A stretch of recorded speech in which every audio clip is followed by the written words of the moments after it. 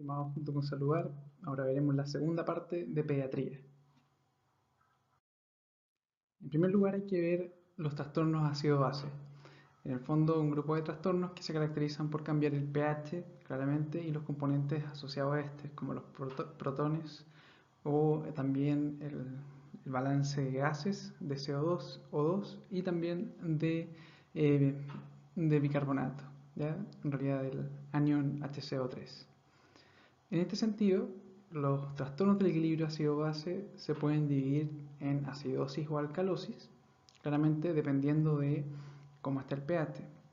Alcalosis quiere decir pH es mayor a 7,45, acidosis quiere decir pH menor a 7,35. ¿Ya? En este sentido, la alcalosis y acidosis pueden ser metabólicas o respiratorias. Esto es un simple recuerdo. Recuerden también que las respiratorias, por ejemplo, acidosis, se deben a una acumulación excesiva de CO2, claro, y por otro lado las alcalosis se deben a una pérdida excesiva del CO2. Además de esto, las acidosis, por otro lado, las alcalosis metabólicas se deben a una pérdida excesiva de ácidos, por ejemplo, ¿ya? Y por otro lado, las acidosis metabólicas se deben a una pérdida excesiva de bicarbonato o a una ganancia excesiva de ácidos. A continuación vamos a ver algunas causas y también vamos a ver el mecanismo por el cual se producen estos mecanismos o estos trastornos ácido-base. En primer lugar, encontramos la alcalosis metabólica, producto principalmente de pérdida de protones. ¿Y cómo puedo perder estos protones? Claramente por los vómitos. Es como una de las causas principales de un paciente que tiene una hiperemesis gravídica, por ejemplo, o una hiperemesis por cualquier otra causa puede cursar con una alcalosis metabólica.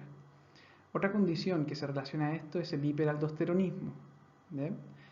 Pero el hiperaldosteronismo también recuerden que se va a presentar con aumento, ¿ya?, de la presión arterial. Vamos a tener hipertensión y además de esto disminución del potasio. Esas son las cosas a las que se asocia. Alcalosis respiratoria. Esto es por pérdida excesiva del CO2. En general vamos a tener una PA CO2 menor, o baja en realidad, menor a 30 milímetros de mercurio. ¿Ya? En este sentido, una de las causas más frecuentes de alcalosis respiratoria corresponde a la hiperventilación. Por ejemplo, por tener una crisis de pánico. Es como una de las cosas que se me ocurre más rápido. ¿Ya? O porque querer desmayarse y hacer un trastorno facticio para así convencer a la pareja de que no salga. Esa otra causa. Bueno, acidosis metabólica. La acidosis metabólica, en el fondo, es cuando tengo un pH ácido, claramente, con cambios en el HCO3. En este sentido, las acidosis metabólicas pueden ser de dos tipos, según el anión GAP. Anión GAP, en el fondo, me habla de aquellas moléculas que tienen HCO3, moléculas que corresponden a bases. ¿Ya? Ese es el anión GAP. Claro, puede ser un anión GAP normal, que es cuando tengo pérdida excesiva de HCO3, o un anión GAP aumentado, o sea, excesivo. Y esto es porque tengo demasiados ácidos externos. ¿Ya? En este sentido, me refería a ganancia de ácidos más que ganancia de bases. ¿Es pérdida de bases o ganancia de ácidos? Eso es lo que quería decir. Anión GAP normal encontramos las diarreas, donde se pierde mucho HCO3. Anión GAP aumentado se encuentra en general el aumento de ácidos externos, como por ejemplo una cetoacidosis, una intoxicación por ácidos. Esto, por ejemplo, es el ácido acetilsalicílico. ¿Eh? Ahora, la acidosis respiratoria, como dije hace un rato, es por acumulación de CO2. En el fondo es por retención de CO2. La causa más frecuente es la hipoventilación, por el mecanismo que sea. Sin embargo, también hay otras causas que no son por hipoventilación, sino que es por aumento del espacio muerto, donde también hay acidosis. Y esto es el EPOC en el fondo. ¿Ya? También recuerden hipoventilación EPOC como causa. Ahora, existe el término de trastornos de equilibrio ácido-base que están compensados, o también existe el término trastorno de equilibrio ácido-base que está sobrecompensado y que termina siendo un trastorno mixto. Esto se ha preguntado en varias ocasiones y tiene que ver con la acidosis metabólica, al mismo tiempo asociada a una alcalosis respiratoria. En el fondo es una mezcla aquí. ¿Ya? Cuando uno tiene una acidosis respiratoria, o sea, una acidosis metabólica, esto lo voy a escribir acá abajo,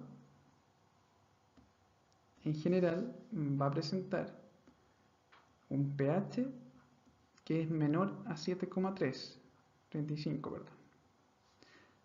Va a presentar además de esto un HCO3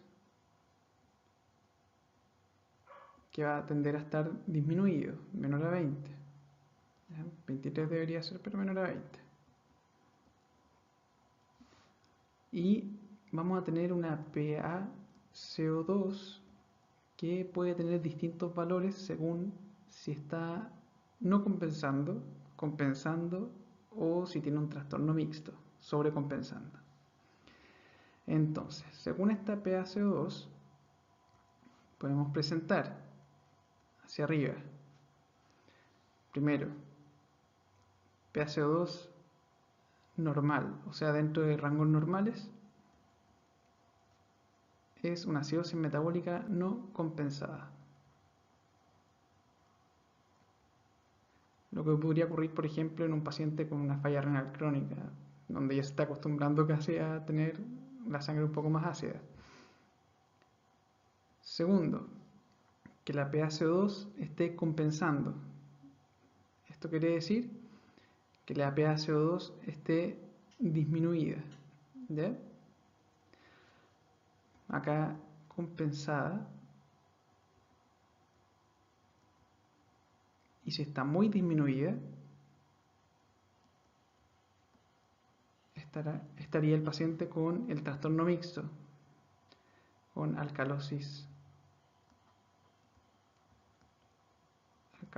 respiratoria.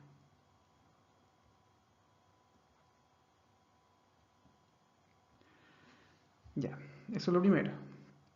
Ahora, ¿cómo yo puedo saber si que esto está compensado o es una alcalosis respiratoria o no está compensado? Ustedes lo pueden calcular, en realidad se puede estimar la cantidad de milímetros de mercurio de PaCO2 que debería tener cierto pH ya en una acidosis metabólica para que esté compensando. Eso se hace con fórmulas en el fondo, pero hay una técnica que es más corta, que le enseña el doctor Guevara y es bastante buena, y es la siguiente. Solamente vale para la acidosis metabólica. ¿Ya? ¿Y cómo es? Si ustedes tienen un pH que es 7, algo, por ejemplo, 7,25. El ejemplo va a estar escrito en azul. ¿Ya? 7,25. Ese es el pH. ¿Cuál sería el valor para que esté compensando el paciente? Para que esté compensando, la PaCO2 debería ser aproximadamente 25, ¿ya? Más o menos 1 milímetros de mercurio. ¿Claro? Esto es porque el valor que viene después del 7 en el pH, como estoy marcando acá arriba, 35 en este caso, debería ser similar a la PaCO2 para que esté compensando. ¿Ya? Entonces, compensando queda de color azul. Ahora, de color verde, pH de 7,25, PaCO2, ¿ya? Que es de 20, no, pongamos el número más obvio, 18 milímetros de mercurio. En este caso, el número que viene después del 7, que es 25, difiere demasiado de la PaCO2. Por lo tanto, el paciente está hiperventilando más de lo que debería y está cayendo en un trastorno mixto conocido como alcalosis respiratoria más acidosis metabólica. El ejemplo de esto es intoxicación por ácido acetilsalicílico, ¿ya? Intoxicación por AAS. Alteraciones hidroelectrolíticas, hiponatremias. Las hiponatremias y las hipernatremias se caracterizan por comprometer el sistema nervioso central, de distintas formas en realidad. Si recuerdan enseñanza media, creo que en una de las primeras clases de biología siempre se enseñaba que cuando un glóbulo rojo era dejado en un medio isotónico no le pasaba nada, un medio hipotónico se hinchaba y un medio hipertónico se crenaba, ¿ya? O sea, se destruía, se hacía chico. En este sentido, con respecto a las hiper e hiponatremias, este mismo efecto ocurre en las neuronas, provocando que las neuronas se hinchen, edema cerebral, o provocando que las neuronas se crenen o en el fondo se rompan y hagan hemorragias. La hiponatremia, por lo tanto, su clínica principal es el compromiso del sistema nervioso central mediante aumento de volumen de las neuronas. La clasificación de las causas se puede ver según el volumen extracirculatorio. Esto es edema, en el fondo. Con BEC aumentado, esto quiere decir con mucho edema, tenemos las grandes insuficiencias. Insuficiencia cardíaca congestiva, daño hepático crónico, insuficiencia renal crónica, síndrome nefrótico, desnutrición proteica, dentro de otras causas. Con un volumen extracirculatorio normal, que puede o no tener un poco de edema, tenemos la más frecuente de ellas, que sería la secreción inadecuada de ADH, esa es la más frecuente, el hipotiroidismo y la insuficiencia suprarrenal. Por eso mismo, estas causas se conocen como las causas endocrinas. Y con volumen extracirculatorio disminuido, se encuentran las causas en el fondo donde pierdo mucho sodio. Y esto es diarreas o mezcla de diuréticos en el fondo. Dice diuréticos tiacídicos y eso fue lo que escribí, pero es cuando en general se mezcla la furosemida con las tiacidas, se produce una peor hiponatremia. ¿Claro? Esas son las causas más frecuentes. El manejo de una hiponatremia, si es leve, en el fondo va a ser aporte o tratamiento de la causa, ¿ya? Como las causas clásicas son por exceso de volumen en el fondo, que son con BEC normal o aumentado, es restricción del agua libre en el leve, restricción de agua libre, que esto es como máximo de, en el fondo, ¿cuánto máximo? 800 ml al día. Y si son graves, hay que corregir el sodio, ¿ya? En graves, corrección con suero hipertónico, que es NaCl al 3%. Lo importante en este punto es cuánto es lo máximo, ¿ya? Lo máximo en general son 12 miliequivalentes por litro al día y con un máximo por hora, coma, max de 0,5, perdón, de 1, 0,5 es lo que se debería hacer en realidad, máximo de 1 miliequivalente por hora. O sea, en el fondo lo recomendable es corregir 0,5 miliequivalente por hora y así en 24 horas completo los 12. Claro, si es que hago más o hago esto muy rápido, tengo el riesgo de desarrollar complicaciones irreversibles, ¿ya? Como sería la mielinolisis pontina, donde el paciente quedaría con compromiso de conciencia por demasiado tiempo, por no decir por siempre. Hipernatremia, las causas principales corresponden a deshidratación, ¿ya? Puede estar asociado también a diabetes insípida, porque va a deshidratar al paciente. La clínica, cuando se manifiesta, va a ser con alteraciones del sistema nervioso central también. ¿Ya? Como lo anterior lo expliqué, aquí habrían hemorragias. Y el manejo corresponde a la corrección del sodio nuevamente pero en este caso es con suero hipotónico. ¿Ya? Suero hipotónico, que esto lo voy a escribir, que sería NaCl al 0,3%. ¿Ya? Con cuidado porque también puedo presentar complicaciones como la mielolisis pontínea. Hipocalemia. Causas en general hay varias. Dentro de ellas, no comer, ¿ya? O tener problemas con la alimentación, tener desnutrición, es una de las causas de hipocalemia. Los hiperaldosteronismo,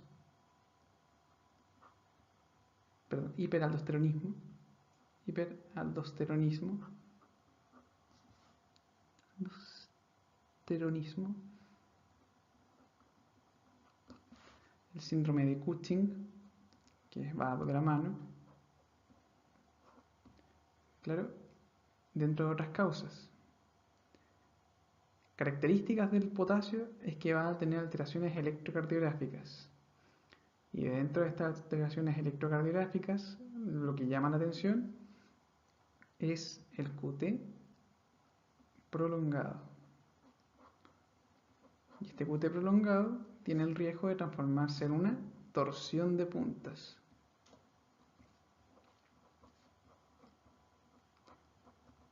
Una taquicardia ventricular polimorfa. Bueno, manejo de una hipocalemia, ¿cuál es? El manejo de una hipocalemia es aportar, si es leve en el fondo, potasio por vía oral, que lo que se indica en el fondo es por vía oral nada más como suplemento alimenticio, suplementos alimenticios, o por otro lado, lo que se puede indicar también, si es que es muy grave, es KCl. ¿Ya? Recuerden que el cloruro de potasio se indica por vía lenta, ¿ya? O sea, vía endovenosa, pero de forma lenta, ya que si es que le pasa muy rápido, el paciente va a quedar en asistolía. Otra cosa importante es que si el paciente no responde a cloruro de potasio en un contexto de una hipocalemia muy grave, ¿ya? Una de las cosas de las que hay que pensar, en realidad una de las cosas que hay que descartar ahí mismo, es que haya una hipomagnesemia y por lo tanto, cuando se presenta esta situación, se administra sulfato de magnesio asociado, ¿ya? Porque muchas veces va a ser esa la causa real. Hipercalemia. Causas hay varias en el fondo. Lo principal son fármacos que disminuyan, o sea, que aumenten el potasio. No les dije la hipocalemia, pero también hay demasiados fármacos que disminuyen el potasio, perdón por eso. Hipercalemia son fármacos que aumenten el potasio. Los principales o más utilizados son los IECAS y ARA2. Además de esto, encontramos las drogas ahorradoras de potasio que corresponden a la espironolactona, que era antagonista de aldosterona, amiloride, triamtereno. Además de esto, encontramos causas orgánicas o enfermedades como por ejemplo la insuficiencia renal aguda, la insuficiencia renal crónica. Hay, por otro lado, el hipoaldosteronismo también, o la insuficiencia suprarrenal, van a provocar hipercalemia. ¿Cómo es el electrocardiograma de una hipercalemia? Todos recuerdan siempre las ondas tepicudas, ¿ya? No sé por qué, pero es lo que más se recuerda. Y sí, hay ondas tepicudas.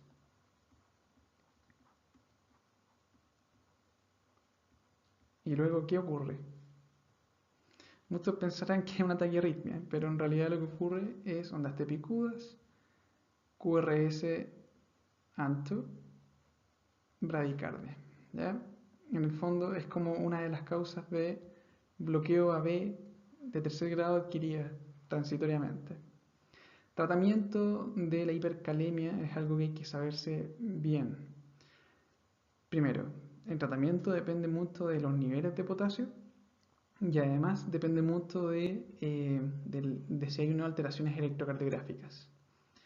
Si los niveles de potasio son muy altos, mayores a 6,5 en general, o hay alteraciones como ondas tepicudas, el tratamiento inicial es gluconato de calcio, que es un tratamiento que actúa como estabilizador de membrana para evitar que hayan arritmias. Luego de esto, como segunda línea, lo que viene es administrar insulina cristalina y glucosa, ¿ya? Ambos tienen efectos, por si acaso. Luego, lo que se indica es nebulizaciones con salbutamol, furosemida. El kayexalate para una hipercalemia aguda no sirve mucho, pero igual se indica, ¿ya? Entonces, tratamiento, primero indiscutible si es que hay alteraciones electrocardiográficas muy altas, recuerden, gluconato de calcio. Ya es lo primero. Segundo, no olviden acá, insulina cristalina y glucosa. ¿Ya? La glucosa, si bien es para evitar que tenga una hipoglicemia, también tiene efecto terapéutico. Tercero, recuerden nebulizaciones con beta agonistas. Cuarto, efectivo, furosemida. Bueno, y también si es que el paciente tiene una hipercalemia que no responde a tratamiento, diálisis. Hipomagnesemia, recuerden que se relaciona mucho con la hipocalemia. El electrocardiograma es igual en el fondo. QT prolongado, torsión de puntas. Y su manejo es con sulfato de magnesio. Hipercalcemia. Causas hay varias, pero las principales son o hiperparatiroidismo primario o hipercalcemia maligna. Son como las más frecuentes. La clínica de una hipercalcemia en realidad puede ser muy inespecífica, como dolor abdominal, principalmente dolores generalizados, y aparte de esto un síndrome polidípsico poliúrico. Es una de las causas de diabetes insípida nefrogénica. Su electrocardiograma puede mostrar algunas alteraciones, como por ejemplo un QT corto. ¿Ya? Y el manejo de una hipercalcemia en general debe ser de la siguiente manera. Lo primero que hay que hacer, o sea, la primera medida a tomar es hidratar. Lo segundo y más efectivo es el uso de bifosfonatos.